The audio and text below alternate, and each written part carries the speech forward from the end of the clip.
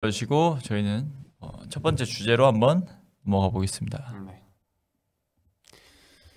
여러분 어제 대부분 보신 것 같은데 저와 함께 입중계 하신 분들도 계시고, 그런데 팔레스타인전 결국 비겼습니다. 뭐 아쉬운 건 단순히 팔레스타인 홈이 아니라 요르단 암만에서 열렸기 때문에 그다지 홈에 이점도 없는 상황에서, 그렇죠. 네. 그러니까 우리가 팔레스타인에게 또다시 승점을 헌납했다는 거죠. 왜 이렇게 팔레스타인만 만나면 좀 경기를 그러니까 못 푼 거잖아요. 어떻게 보면 지난 한국에서 했을 때랑 크게 뭔가 양상이 막 다르진 않았던 것 같거든요. 이제 그런 점에서 많이 답답함을 좀 느끼는 것 같고, 경기 후에 팔레스타인이 어려운 팀이었다, 뭐 분석을 해봤자 좋은 팀이었다라는 이야기를 했지만, 사실 그 인터뷰도 조금 어떻게 보면 팬들을 화나게 할 수 있는 그런 인터뷰였던 것 같아요. 그러니까 뭐 다른 팀은 모르겠는데 상황이 되게 어려운 팀이잖아요. 팔레스타인은 뭐 내부적으로나 외부적으로나 그런 팀이 물론 준비를 잘하고 좋은 뭐 잘한 것 같긴 해요. 뭐 어제 경기를 봤을 때. 그렇죠. 네. 네. 그런데 우리 정도의 전력이면 1차전에서의 좀 아쉬웠던 부분을 충분히 보완해서 나왔다면 뭐 잡아야 되는 경기가 아니었나, 그런 생각이 많이 듭니다. 그러니까 어쨌든 처음에 비겼으면, 그것도 홈에서 비겼으면 2차전은 좀 우리가 2를 갈고 나왔어야 되는 게 맞지 않나라는 그쵸. 생각을 하는 거죠. 어제 경기는 근데 저는 처음부터 솔직히 말해서 전반전부터 선수들이 약간 힘이 빠져 보이긴 했어요. 뭐 끝나고 나서 체력 문제도 이야기를 했지만 그래도 경기 초반부터 그렇게 뭔가 에너지 레벨이 떨어져 보이는 그런 경기는 되게 오랜만이었던 것 같거든요. 그래서 뭐 그런 부분에서부터 조금 문제가 있었던 것 같고, 결국 거기서 실수가 처음에 나오면서 불안불안하긴 했잖아요. 사실 팔레스타인이 뭔가 자신감을 가지고 있고 우리는 뭔가 자신감이 떨어져 보이고, 그런 상황에서 역시나 아쉬운 경기가 좀 펼쳐졌습니다. 네, 그래서 우리는 뭐 조 1위를 지켰습니다만 2위권과 격차를 벌리는 데 실패했고요. 네, 아마 일단, 오만이 지금 3점 차로까지 쫓아왔을 거예요. 네, 그러면서 조금 예상치 못한, 우리한테는 뭐 당연히 우리는 1, 2위를 하겠지만 약간은 1위 자리를 위협받고 있다 정도로 이해하시면 될 것 같습니다. 참, 아시아에서 오만에게 1위 자리를 위협받는다. 참 이게 그러니까 우리는 어떻게 보면 쉬운 조잖아요. 네. 제가 봤을 때 그 일본이 속한 팀이 은근 어려울 것 같거든요. 사우디 뭐 거기가 사우디가 중국. 헤매서 그렇지, 사우디가 안 헤맸으면 진짜 힘들었을 텐데. 자, 어쨌든 우리는 익숙한 전형이자 익숙한 선발 라인업을 가지고 왔습니다. 쿠웨이트와 완벽하게 동일한 선발 명단이었고, 그렇죠. 했는데 변수가 이제 전반 초반에 발생을 하죠. 그렇죠. 우리가 모두 예상하지 못한 변수지만 항상 이런 건 언제나 발생할 수 있습니다. 수비 실수라는 것이. 근데 이제 전반 12분에 김민재의 수비 실수. 이게 어떻게 나온 건지는 뭐 선수들만 알겠지만, 뭐 경기장의 잔디 상태 때문에 패스 세기가 좀 예상보다 약했다, 그렇게도 볼 수 있을 것 같고, 아니면 완전 좀 사인 미스.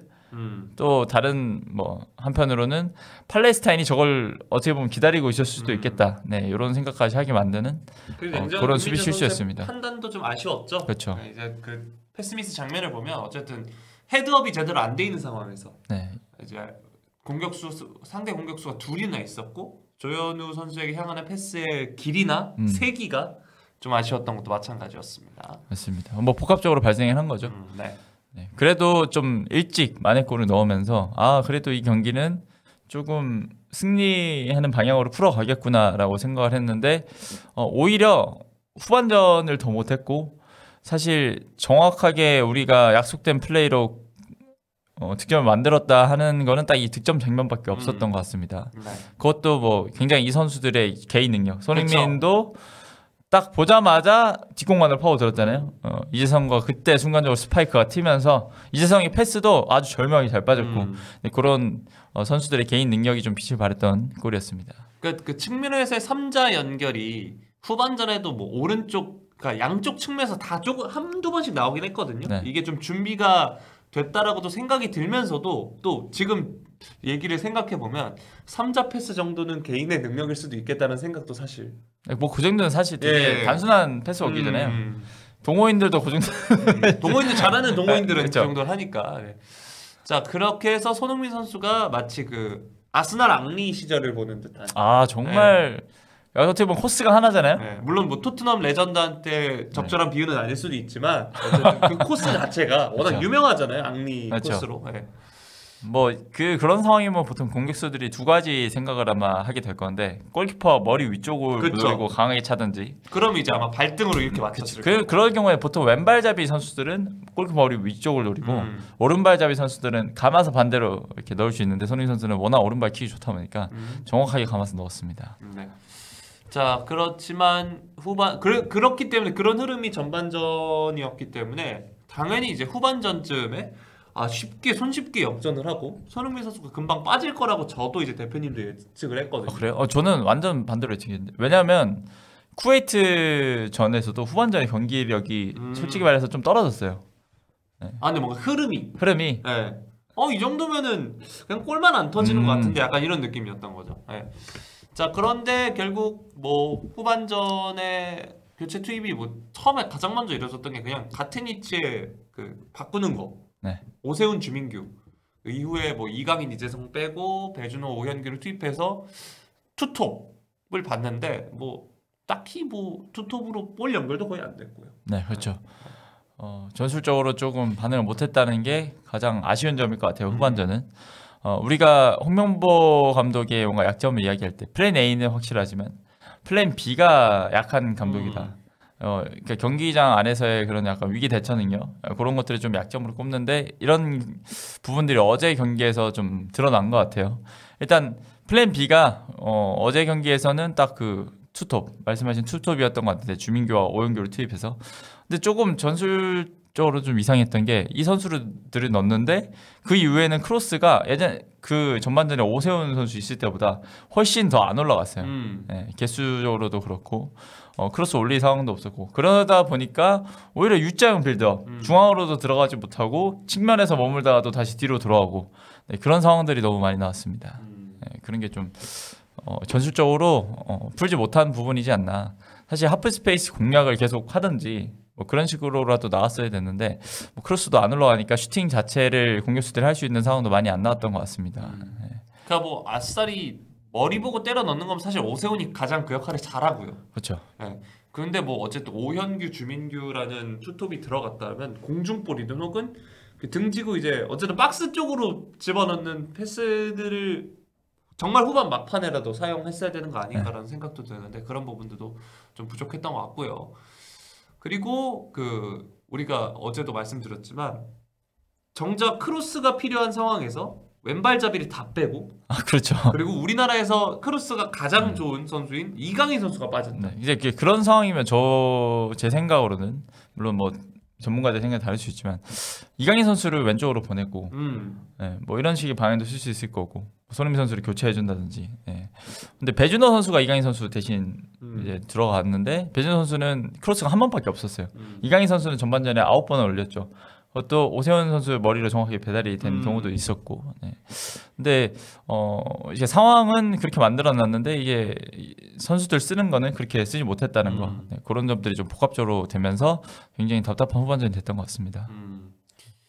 자, 그래서 팔레스타인전 뭐 아쉬운 얘기만 계속 할 수밖에 없는데 결국 우리는 팔레스타인을 파악하지 못하고 팔레스타인이 우리를 파악한 채 그렇죠. 경기가 끝났다라고 볼 수 있습니다. 오히려 팔레스타인이 좋은 기회가 더 많았던 것 같아요.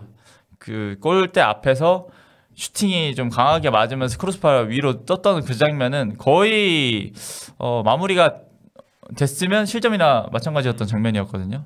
네. 그렇기 때문에 후반전에 한 위기가 한 2번 정도 있었고 그런 점을 어떻게 뭐 잘 넘기긴 했지만 팔레스타인 상대로 이렇게 수비적으로 또 문제를 보였다는 것이 어제 경기 또 이 홍명보호의 좀 한계점이지 않았나 생각이 좀 들었습니다. 네.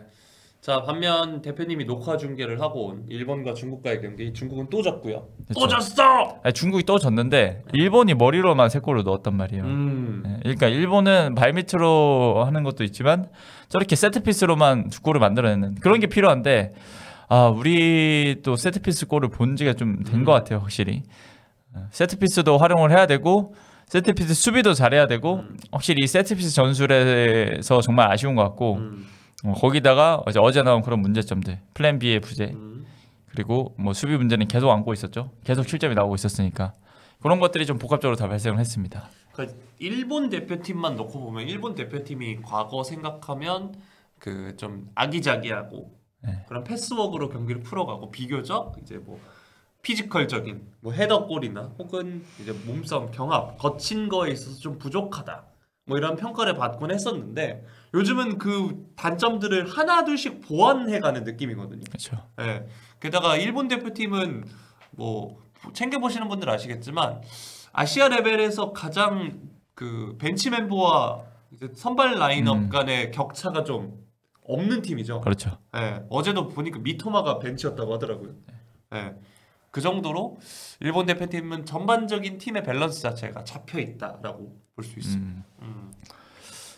우리 일본은 저렇게 뭔가 여러 가지 루트 그리고 굉장히 보완점을 잘 하고 있는데 우리는 뭐 솔직히 말해서 그 팀은 만든 지 오래되긴 했잖아요. 네. 계속 한 감독이 거의 쭉 월드컵까지 맡으면 8년을 맡게 되는 거고 우리는 이제 6경기를 한 거긴 하지만 아쉬운 점이 보이는 거는 결국 언급을 해야 될 것 같습니다. 네.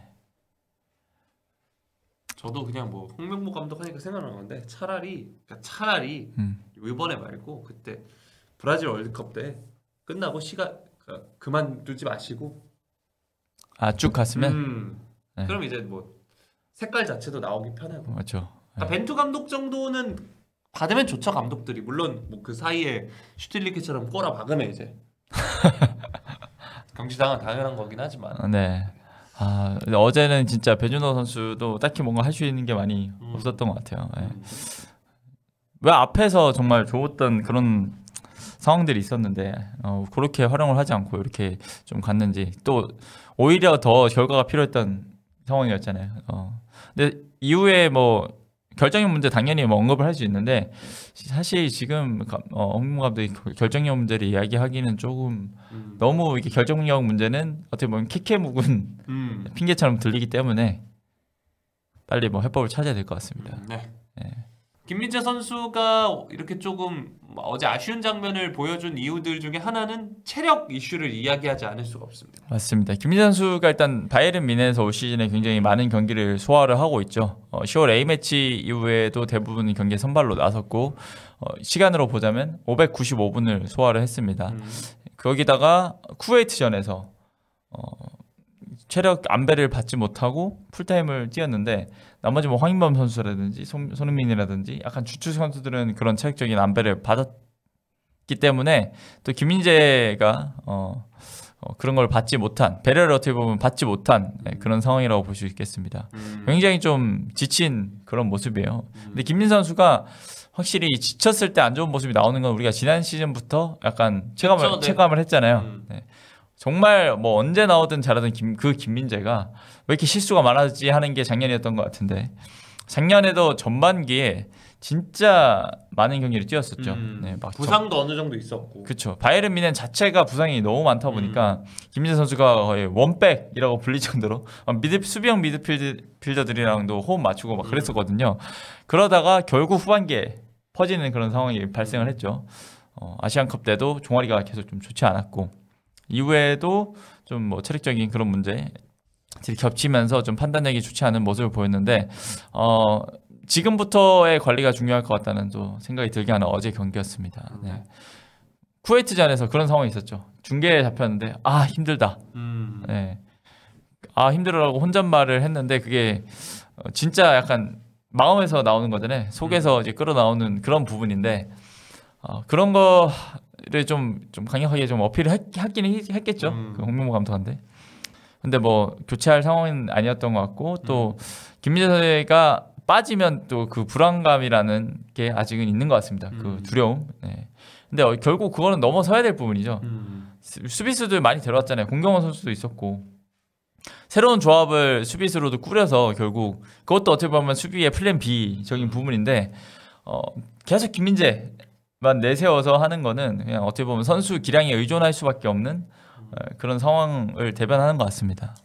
뭐 어쨌든 김민재 선수가 이제 소속팀에서 워낙 잘해주고 있고 소속팀에서는 최근에 뭐 패스 정확도 100%뭐 이런 경기도 보여주면서 대단한 활약을 보여주고 있다 보니까 소속팀에서도 이제 그 포지션 경쟁자들이 부상이 많으면서 계속 풀타임을 뛰고 있는데 국가대표 와서도 마찬가지입니다. 지금 뭐 원정 홈 가리지 않고 파트너가 바뀌는 경우는 있어도 계속해서 이제 네. 김민재 선수는 선발이고 게다가 그래도 바이언 경기는 중간중간에 그 교체로 나가거든요. 그렇죠. 네, 근데 이제 바이언은 지금 체력 관리를 지난 뭐 작년 전반기랑 비교해서 조금씩 시켜주고 있긴 해요. 반면 국대에선 그게 안 됩니다. 안 되는 건지 뭐 그거는 뭐 사실 저희가 정확하게 파악할 수는 없지만 네. 그래서 쿠웨이트전이 아쉬운 거죠. 솔직히 쿠웨이트전 한 80분 이후부터는 빼줄 수 있잖아요. 그런데 이제 대부분 공격 자원 뭐 이렇게 투입을 하면서 조금 뭐 김민재 선수를 빼줬어야 하는 상황에 못 빼줬다는 거. 그러다 보니까 팔레스타인전은 처음부터 꼬여버리니까 이제 빼줄 수가 없잖아요. 아예 그 심지어 후반전에는 팔레스타인이 더 좋은 공격을 만들었는데. 예.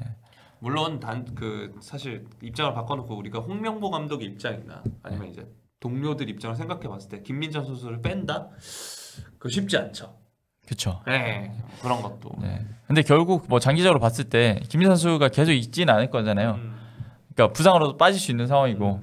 그러니까 대비책을 세워놔야 되는데 그럴 좀 여유조차 없다는 게 너무 아쉽습니다. 네. 그리고 제가 봤을 때 올 시즌은 콤파니 감독이 라인을 더 올렸기 때문에 지금 할 일이 너무 많거든요. 바이에른에서도 그 바이에른 선수들이 얘기를 하잖아요. 키미도 50m, 60m 되는 공간을 센터백 둘이 다 커버를 해야 된다.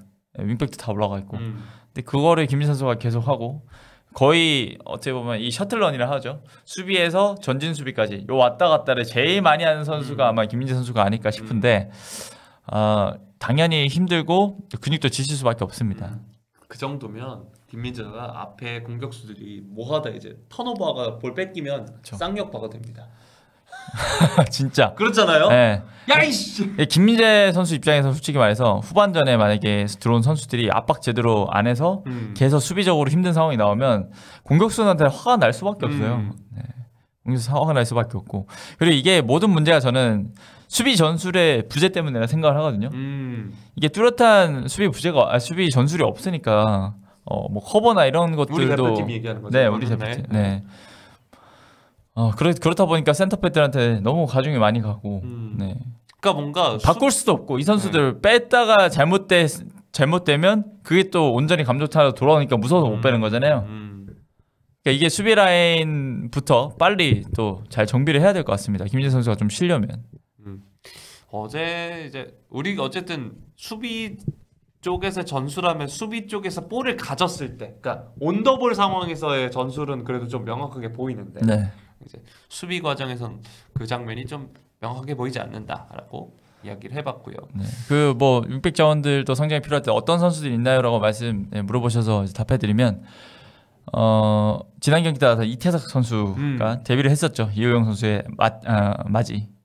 이을용 감독, 이을용 감독의 맏아들 이태석 선수가 왼쪽 풀백으로 조금 나섰었고, 근데 지금 왼쪽은 임병희 선수가 잘해주고 있긴 하지만 여전히 좀 나이가 적은 나이가 아니라서 새로 들어온 선수지만 세대 교체가 필요한 상황은 맞다. 오른쪽은 설정호 선수가 계속 하고 할 것 같은데 뭐 오른쪽에는 장기적으로 봤을 때 황재원도 있을 거고 김문환도 나이는 많지만 또 아직까지는 나올 수 있는 선수들이고. 네. 김문환이 나이가 많진 않죠. 30대가 아닌데. 아 그러네요. 네, 96인데. 95 아니에요? 96 아닌가? 김문환 선수 95일 겁니다. 그래요? 네. 네. 저보다 2살 어린데 이게 93, 95가 나이가 많이 차이는 안 나는데 은근 또 경기장에서 보니까 좀 2년의 여유가 꽤 커 보이긴 하네요. 네. 이명재, 손흥민 선수는 굉장히 좀 잘 맞습니다. 네. 근데 사실 그 풀백이라는 포지션 자체가 네. 우리나라만 문제가 아니라 전 세계 어디나 어느 팀이나 풀백이 좋은 팀은 잘 없습니다. 풀백은 되게 희귀한 포지션이긴 하고 되게 어렵죠. 네. 갑자기 도배를 하시네요. 안녕. 네. 네, 체감했습니다. 네. 사실 어제 실수를 감사하는 게 아닙니다. 무조건 실수죠. 그건 김민 선수의 완전히 패착. 지금 실점 빌리라고 적어놨잖아요. 그거를 감싸는 게 아니고 그런 상황까지 왜 오게 만들었냐. 네. 그러니까 집중력이 떨어진 거잖아요. 어떻게 보면. 물론 경기 초반이라서 집중해 탓도 할 수 없겠지만 어쨌든 체력 문제는 계속 가지고 있는 거라서 언급을 하는 겁니다. 그러게 풀백 사실 이영표, 송종국, 차두리가 한 세대에 있었던 게 어떻게 보면 축복이었죠. 정말 대단한 운이었고. 네. 김태한, 김진수가 났다고. 뭐 전성기 시절로 봤을 때는 근데 아직 지금 뭐 그 선수를 어떻게 세대 교체를 해야 되니까 지금은 그 선수를 부를 수는 없는 상황인 것 같습니다. 그러니까 우리가 알만한 대단한 팀에서도 풀백은 참 구하기 힘들고 그 주전 풀백이 나가리가 되면 많이 어려움을 겪습니다. 레알 마드리드가 대표적이지 않습니까? 네. 뭐 카르바알 부상이니까 그쵸. 거기에 이제 바스케스가 나오고 이러니까. 그렇죠. 저는 서령우 선수 늘 볼 때마다 느끼는 거지만 소속팀에 비해 네. 국대에서의 모습이 좀 아쉬워요. 그게 전술적인 문제인지.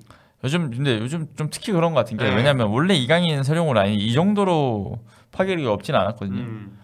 초반에 정말 잘 됐었고 그랬었는데 최근에는 조금 좀 뭔가 아쉬운 모습이 나오긴 합니다. 확실히 이강인 선수가 살아야 서령우도 더 사는 것 같고. 네. 그리고 지금 소속팀에서는 거의 센터백, 3백의 센터백으로 나오고 있어서 왼쪽 센터백. 약간 저는 그리고 개인적으로 아시안컵 때 왼쪽에서 너무 잘해가지고 이 설령호 선수가 설령호 선수는 왼쪽이 더 낫지 않나? 약간 이런 생각도 했었거든요. 근데 지금은 또 이명희 선수가 왼쪽에서 너무 잘해주고 있기 때문에 그렇죠. 황문기 선수가 있죠. 생각해보니. 아 그러네요. 네, 황문기가 지금 부상으로 빠진 게 좀 아쉽긴 해요. 황문기가 있었으면 크로스도 더 활발하게 올라가고 좀 했을 텐데. 황문기가 좀 더 직선적인 움직임도 잘하고. 그렇죠. 네. 그리고 저는 황문기 선수 확실히 크로스가 쟁점인 것 같습니다. 크로스만 놓고 보면 어제 이명재 선수도 이명재 선수는 제가 지금 뭐 주변에도 막 얘기를 했는데 국대 갔다 오고 나서 스텝업을 한 느낌이에요. 약간 이강인의 크로스 차는 거, 킥 차는 거 보고 좀 배웠나? 약간 이런 느낌? 뭐 형이 동생한테 배운다는 게 좀 웃기긴 한데 뭐 이강인 선수가 킥은 워낙 정확하니까. 이강인 선수가 킥은 형이죠. 그 강원전에서도 굉장히 대지를 가르는 롱패스로 득점 만들어냈잖아요. 그런 뭐 소속팀에서나 지금 국대에서나 굉장히 존경한 왼발 킹력을 보여주고 있습니다. 근데 한 번씩 수비 라인에서 좀 실수가 있는 거 그것만 좀 고치면 그래도 월드컵까지는 쭉 가지 않을까 생각이 됩니다. 네. 자 이렇게 우리 선수들 따로 떼서 한번 살펴봤고요. 네. 이제 팔레스타인전 리뷰는 이 정도에서 이제 마무리를 해보도록 하겠습니다. 자 다음은 우리 신태용 감독님이 인바디 부활을 했습니다. 네. 부활. 인바디 인도네시아점 이제 엠버서더입니다. 인바디 진짜요? 네. 그런 거 어떻게 알아요? 제가 기사를 봤습니다. 네. 새로 체결이 된 거군요. 그런 것 같아요. 네. 네. 굉장히 광고모델 많이 하시는데 인바디까지. 그리고 또 어제 사우디도 잡으면서 안 좋았던 여론이 한 번에 뒤집혔습니다. 사실 그 경기 전에 뭐 그런 얘기도 있었거든요. 무슨 뭐 후임으로 반니스텔로이를 노리고 있다 뭐 이런 얘기하는데 네. 어림도 없죠. 그렇죠.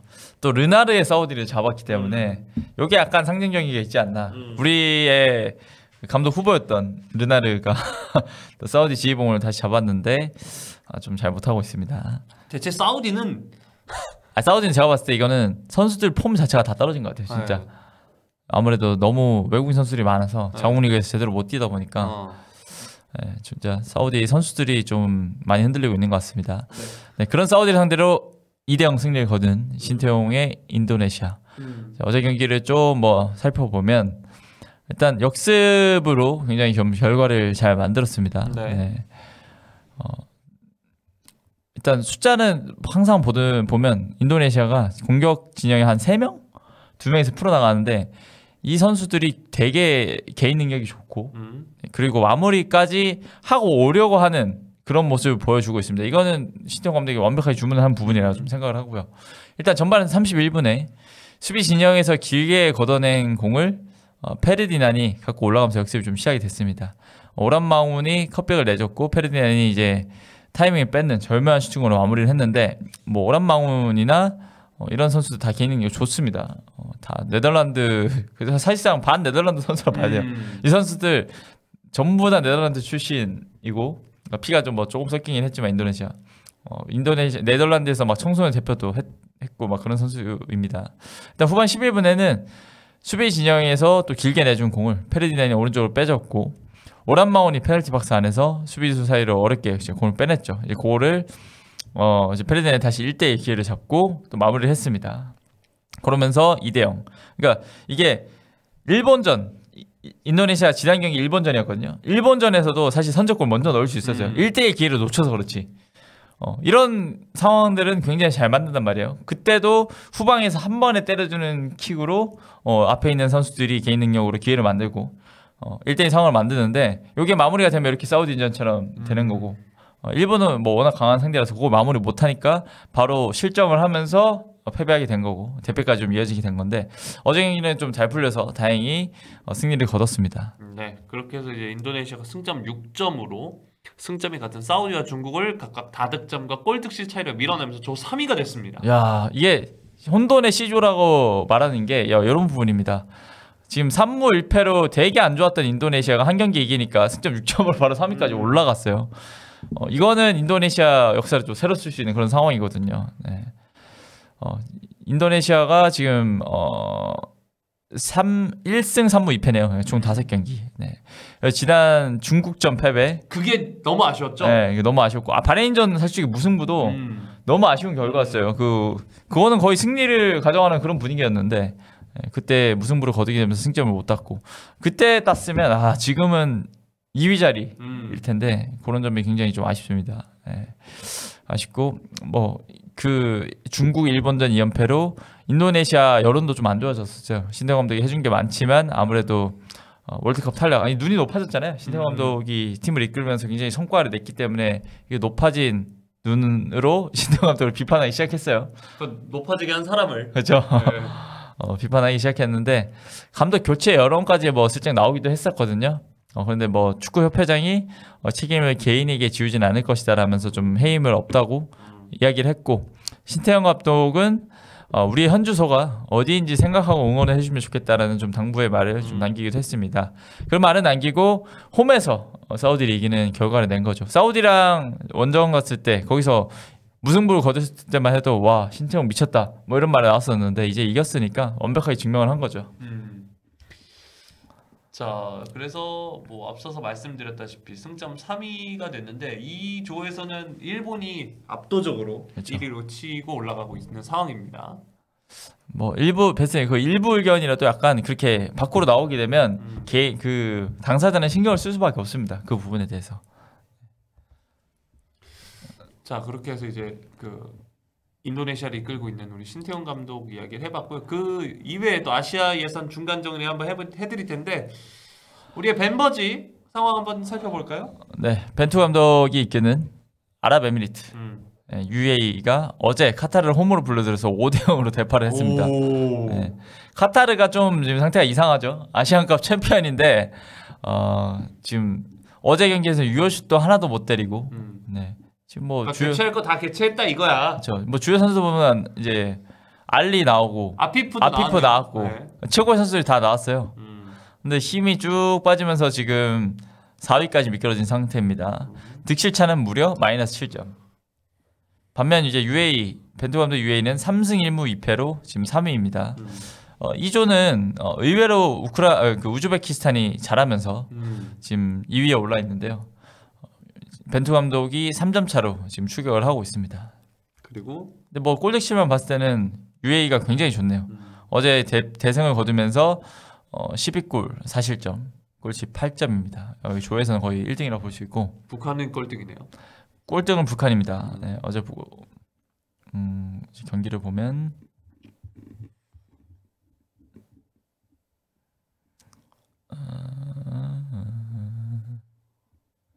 경기 안 한 거 아니야? 우즈베키스탄에 0대1로 우즈베키스탄 퇴장당했는데도 북한이 졌네요. 네, 0대1로 패하면서 여전히 북한은 2무 4패로 최하위에 있습니다. 네. 그리고 뭐 말씀드렸다시피 지금 혼돈의 조 C조를 좀 봐야 될 텐데 일본이 중국을 3대1로 이겼고 사우디가 인도네시아한테 0대2로 지고 호주는 바레인과 2대2로 비기면서 호주가 또 못 이긴 것도 이 혼돈을 만드는 그런 상황인 것 같아요. 지금 일본이 5승 1무로 16점 승점. 압도적인 1위. 사실상 이거는 끝났습니다. 그쵸? 네. 일본은 거의 끝났다고 봐야 되고 2위 싸움이라고 봐야 되는데 2위부터 6위까지 승점이 1점 차입니다. 2위 호주가 이거 보여드릴게요. 진짜 치열합니다. 엄청 치열합니다. 이 정도면 진짜 골득실이 중요해요. 골득실이 중요한데 사실상 골득실에서 봤을 때는 중국은 너무 일본이 야속할 것 같아. 일본한테만 17점 내줬잖아요. 진짜. 와, 근데 일본 공수 밸런스 보세요. 일본은 21골 네. 2실점. 와. 바레인 5대0으로 이기고 중국 7대0으로 이기고 네, 득실차가 20입니다. 일본 대표팀 한 명단이나 한번 볼까요? 명단이요? 네. 이토주냐가 이제 다시 나오는구나. 이토준이 나오고 있어요. 교체로 나오고 있고 미나미노 잘하고 쿠보도 요즘 뭐 거의 약간 한 경기는 선발 한 경기는 후보 이렇게 나올 정도이고 많습니다. 엔도 와타라가 워낙 중앙에서 잘해주고 있고 그리고 우리가 막 스즈키자 이런 욕을 많이 했는데 비판을 많이 했는데 어쨌든 주전 골키퍼로서 실점이 너무 적어요. 이 시점이면 네. 뭐 깔 수가 없잖아요. 네. 물론 뭐 실점만으로 모든 게 다 대변되는 건 아니지만 그래도 뭐 팀 상황을 봤을 때 굳이 바꿀 이유가 없다. 네, 라고 좀 보여집니다. 그리고 벤치에 마에다, 도안리츠, 카마다 다이치, 그러니까 사실 미토마. 그러니까 이게 완벽하게 로테이션이 되는 거예요. 네. 이 선수들이 그 앞에 경기에서는 나왔었거든요. 주전으로 선발로 나왔었거든요. 네, 그렇기 때문에 참 일본은 좀 이런 운영 같은 것도 지금 스쿼드가 좀 완성이 돼 있는 것 같습니다. 여러모로. 네. 그래서 C조가 어떻게 될지 되게 궁금해요. 저는 말씀드렸지만 바레인도 6점. 바레인도 지금 득실차가 -5인데 일본한테 5대0으로 진 게 너무 큰 것 같고 신태용 감독은 일본한테 좀 적게 졌다고 봐야죠. 0대4면 사우디는 이대로면 좀 못 나갈 것 같고 거의. 이렇게 저희가 이제 아시아 예선도 살펴봤습니다. 네. 수많은 PL의 맨시티 팬들을 제외한 다른 팀 팬들이 좌절하는 소식입니다. 네. 제발 나가라. 네. 이렇게 외치고 있었을 텐데. 그러니까 본인 팀이 우승하기 위한 가장 첫 번째 선제 조건은 과르디올라가 나가는 거거든요. 외부 요인이 네. 가장 첫 번째네요. 네. 물론 뭐 이번 시즌만 넣고 보면 이제 리버풀이 현재 1위로 나아가고 있긴 하지만 어쨌든 이 여태까지 시즌을 통틀어 봤을 때 과르디올라의 세상이었거든요. 완전 클럽이 한번 끊었을 뿐이지. 그렇죠. 네. 네. 최근 거의 한 10년 동안 과르디올라가 만들어낸 맨시티 왕조 일단은 더 이어 나가게 됐습니다. 네. 뭐 과르디올라가 맨시티가 아니라 이제 뭐 다른 데 갈 거다. 뭐 브라질 대표팀 얘기부터 시작해서 뭐 얘기가 나오긴 했는데 네. 1년 더 연장을 하게 됐습니다. 네, 일단 글로벌 매체죠. DA 슬래틱이 22일 오늘 보도를 했습니다. 과르디올라 감독이 맨시티와 1년 계약 연장에 합의를 했다라면서 새로운 계약에는 1년 연장 옵션이 포함됐다. 그러니까 1+1 요 계약으로 재계약이 좀 이루어질 예정이라고 합니다. 이번 시즌이 끝나면 원래 계약이 만료될 예정이었죠. 근데 이번 재계약으로 최대 27년까지 동행을 할 수 있게 됐습니다. 일단 과르디올라 감독 맨시티에 온 뒤로부터의 좀 타임라인을 좀 살펴보겠습니다. 맨시티 부임이 2016년이었어요. 이후에 수많은 트로피를 들어 올리면서 이번을 포함하게 되면 3번의 재계약을 하게 되는 겁니다.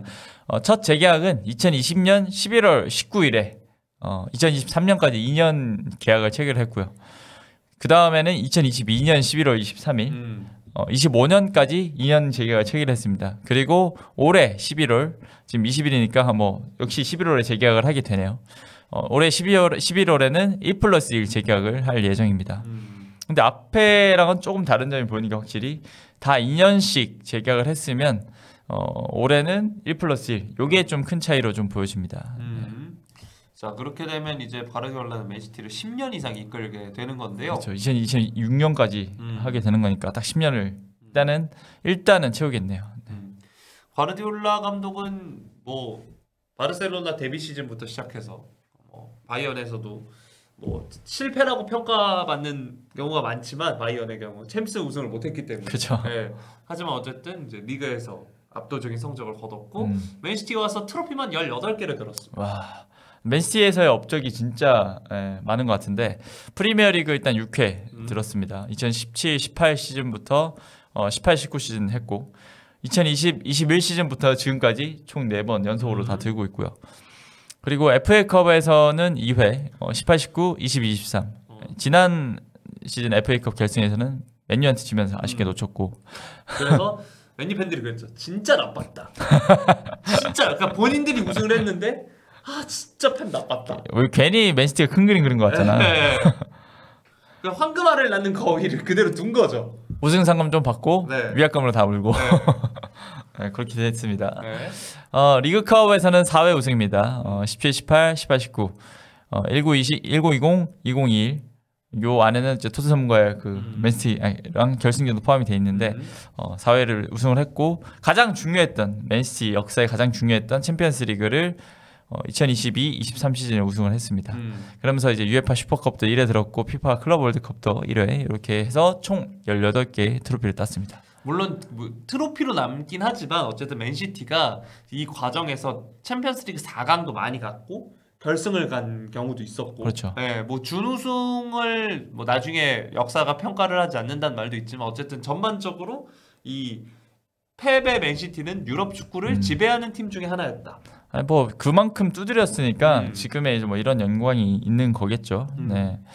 그리고 뭐 그것뿐만 아니고 굉장히 좀 그 우승을 하면서 그러니까 한 시즌에 한 개만 우승하는 게 아니잖아요. 뭐 최소 3개의 트로피 막 이렇게 들어올리면서 쓰는 역사가 굉장히 많은데 일단 2018-19 시즌에 EPL 그리고 FA컵, 리그컵 모두 우승을 하면서 최초의 도메스틱 트래블을 한 팀으로 자리를 매김했습니다. 네. 그리고 2022-23 시즌에는 구단 역사상 첫 트래블, 구단 역사상 처음 챔피언스리그 우승을 달성을 했기 때문에 이 트래블이 따라왔고 그 위에 막 트래블 막 트로피 가지고 투어도 했잖아요. 일본도 가고, 네, 그랬었습니다. 아까 말씀드렸다시피 2020년부터는 지금까지 EPL 역사상 최초로 4연패를 달성을 했고 지금 5연패를 도전을 하고 있는 상황입니다. 네. 물론 이제 같은 그 동음이이였지만 네. 다른 4연패를 최근 그러네요. 네.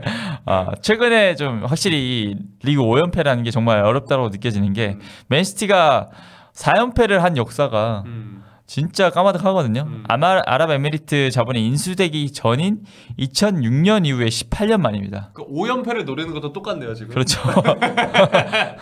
네. 네. 여러모로 굉장히 그 4연패부터는 어렵네요. 어려운 상황인데 이번 재계약이 뭐 어떻게 보면 힘을 좀 보태줄 수도 있을 것 같고요. 맨시티도 좀 리빌딩이 필요한 상황에서 이런 결정을 했다는 거는 펩 가르디올라 감독이 어느 정도의 좀 리빌딩 초석을 만들어주기를 원하는 그런 상황이라고 볼 수도 있을 것 같습니다. 네. 그 뭐 가르디올라 감독의 성과에 대해서는 뭐 사실 뭐 말해 뭐 하냐는 생각도 들지만 뭐 많은 분들이 비교를 하시잖아요. 퍼거슨이냐 가르디올라냐. 근데 그렇죠. 이제 가르디올라가 어쨌든 역사를 계속 써내려갈 걸 생각을 하면 가르디올라 쪽으로 생각보다 많은 전문가들이 기울었더라고요. 뭐 모든 여러 팀에서 심지어 여러 리그에서 다 증명을 했으니까요. 특히 그리고 맨시티에서 거둔 뭐 트래블이라는 업적은 사실 한 감독들이 많지 않잖아요. 네, 그렇기 때문에 뭐 그거 말고도 뭐 여러 가지 최초의 기록들 이런 것들을 종합을 했을 때 무시할 수 없습니다. 네, 무시할 수 없고 거의 이제 퍼거슨 감독도 거의 인정할 법한 그 정도의 그런 굉장히 화려한 역사를 만들어 나갔습니다. 그 우리가 레바민 하는데 레바민 하면서 한 팀씩 껴줄 때가 있었거든요. 그렇죠. 그러니까 뭐 유벤투스가 막 챔피언스리그 준우승 많이 할 때 네. 약간 레바민 유 뭐 얘기할 때도 있었고 그 다음에 뭐 레바민 맨. 그러니까 원래 그 맨유의 그 그렇죠. 맨유가 이제 박지성 선수 있을 시절에는 그렇죠. 약간 그런 느낌이었고 그 다음에 아주 잠깐이지만 아틀레티코 마드리드가 이제 챔피언스리그 결승 많이 가고 리그 따낼 때 레바민 꼬 그렇죠. 이런 얘기도 있었는데 최근 냉정하게 놓고 보면 레바민하고 한 자리는 맨시티. 네, 맨시티가 맞는 것 같아요. 그렇죠. 네. 네. 자, 그만큼 이제 대단한 성과를 내고 있는 펩 감독인데 네. 이 재계약 전에 굉장히 다양한 소스들이 많이 나왔습니다. 펩 감독이 매물로 나온다라고 하면 사실 모든 팀들이 원하죠. 물론 데려갈 수 있는 팀만 원하겠지만 뭐 국가대표팀들과 특히 연결이 많이 됐었습니다. 일단 브라질 대표팀 얘기가 이전부터 좀 계속 나오고 있었고 그리고 잉글랜드 대표팀 감독진 루머도 이번 여름에 굉장히 그쵸, 네. 진하게 나왔던 것 같아요. 시즌 개막 후에도 사실 이게 나왔는데 결국 결과적으로 토마스 투엘 감독이 최종적으로 잉글랜드로 향하게 되면서 이 루머는 사라졌고 그 이후에 과르디올라도 재계약을 체결했습니다. 그래 과르디올라도 되게 굉장히 진지하게 노렸을 것 같은데 뭐 인터뷰에서 그랬어요. 네. 미래는 아무도 모른다. 네. 근데 이제 어쨌든 과르디올라는 합류 시점이 시즌 끝나고고 투엘은 이제 1월부터니까 네, 그 시점에서도 뭐 잉글랜드 축구협회가 좀 고려를 하지 않았을까. 그렇죠. 야 어떡하냐. 야 6개월 더 기다려서 펩 던져? 근데 이제 한 명이 그렇게 했죠. 하지만 투엘이 펩을 잡은 적이 있습니다. 그래 오케이 가. 근데 뭐 잉글랜드가 그 선임 배경에는 뭐 이런 걸 알고 있을 수도 있죠. 약간 맨시티랑 좀 할 것 같다. 축구계 안에서 도는 얘기가 있을 수 있잖아요. 근데 이제 어떻게 보면 1+1이잖아요. 그 나머지 1년은 어떻게 될지 모른단 말이에요.